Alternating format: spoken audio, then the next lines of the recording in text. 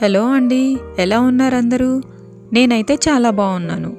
Welcome back to my channel మా ఇంటి ముచ్చట్లు. ఈరోజు మన వ్లాగ్లో కర్రపెండలం ఫ్రై ఎలా తయారు చేసుకోవాలో చూద్దాం. ముందుగా ఈ కర్రపెండలం గురించి చెప్పాలంటే ఇది పాతకాలం వంటనే చెప్పొచ్చు. ఇప్పటి వాళ్ళకి దీని గురించి చాలామందికి తెలియదు. కానీ ఇందులో మన ఆరోగ్యానికి సంబంధించి పోషక విలువలు చాలా ఉన్నాయి.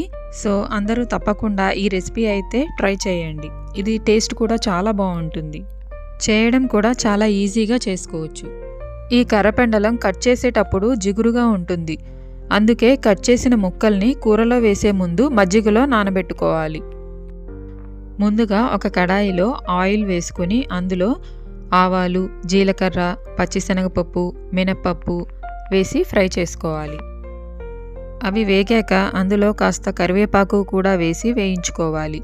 తరువాత సన్నగా తరిగిన ఉల్లిపాయ, పచ్చిమిరపకాయ వేసి అందులో కొద్దిగా పసుపు, కొద్దిగా ఉప్పు యాడ్ చేసి ఒక హాఫ్ స్పూన్ అల్లం వెల్లుల్లి పేస్ట్ వేసి బాగా ఫ్రై చేసుకోవాలి.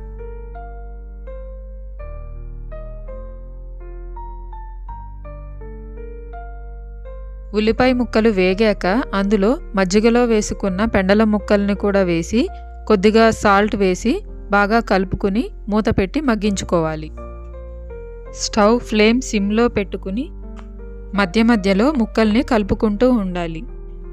ముక్కలు జిగురుగా ఉండటం వల్ల హై ఫ్లేమ్లో పెడితే అడుగంటే అవకాశం ఉంటుంది. అందుకే సిమ్లో పెట్టుకునే చేయాలి. ముక్కలు బాగా మగ్గాక ఒక స్పూన్ కారం వేసుకొని కలుపుకుని ఒక 5 మినిట్స్ బాగా వేయించుకోవాలి. ముక్కలు బాగా ఫ్రై అయ్యాక కొద్దిగా గరం మసాలా పౌడర్ వేసి ఒకసారి కలుపుకొని కొత్తిమీరతో గార్నిష్ చేసుకోవాలి. అంతేనండి, ఎంతో టేస్టీగా ఉండే కర్రపెండలం ఫ్రై రెడీ అయిపోయింది. ఇది సాంబార్తో కానీ రసంతో కానీ చాలా బాగుంటుంది. తప్పకుండా మీరు ట్రై చేసి ఎలా ఉందో నాకు కామెంట్ చేయండి. ఈ వీడియో మీకు నచ్చినట్లయితే please like, share and subscribe to my channel. Thank you.